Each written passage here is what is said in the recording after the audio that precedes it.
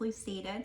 My name is Adalita, and if this is your first time here, please press the subscribe button now, and thank you for joining.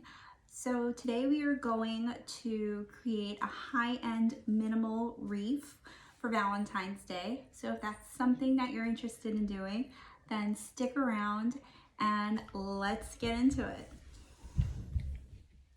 First, gather supplies. I use Dollar Tree Floral, wooden Dollar Tree hearts, and Decor wire.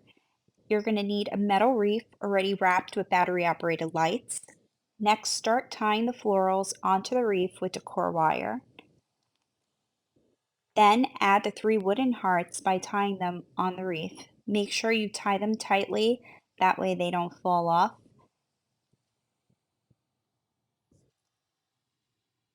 Now you have a Valentine's Day wreath.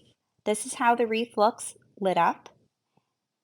And this is how the wreath looks at night with the battery operated lights on. Thank you so much for watching. Leave a comment, share, also subscribe. And always remember to shine bright and never let anyone turn off your light.